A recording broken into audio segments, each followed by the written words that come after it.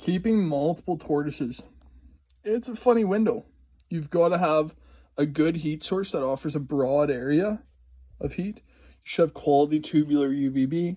I always like Arcadia or like the Repsun Solar Blaster T5. If you're running something like that, you're offering quality UVB to help grow smooth shells and strong bones. But when you're keeping multiple individuals together, like this one, the one in the back there, she was getting the pants beaten out of her by the adults, and it just wasn't jiving. So I thought, maybe I'll just see how she does with these babies. And in natural kingdom, paws on top is the dominant. So here we've got this little one. Let's take you guys out here. This Tortoise didn't have a bad start to life. It just, even with my own Tortoises, what if it could be better? And that's something I would use with my Tortoises at all times. Like, how can I improve upon humidity for smoother shell growth? How can I improve upon diet for a wider variety? Even though I'm feeding 100% foraged, like, can I increase variety? So this Tortoise here, it's due for a beak trim. If you follow along, you'll get to see me do the beak trims. It's a little bit pyramided, but we love her just so. It don't matter. We love her.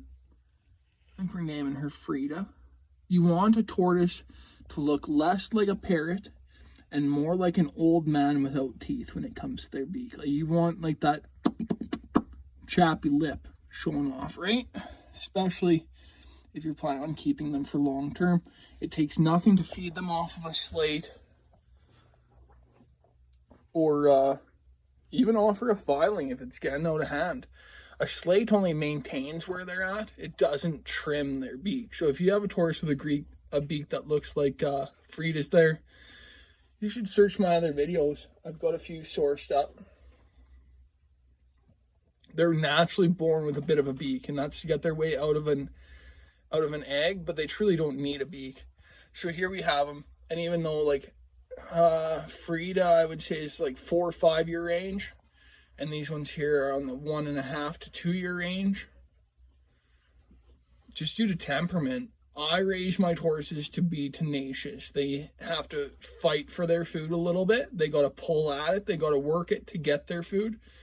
Where if you feed your Tortoise and spoil your Tortoise, you're making a weaker Tortoise, truly. Like, they're meant to be tough individuals that can go without food to find food.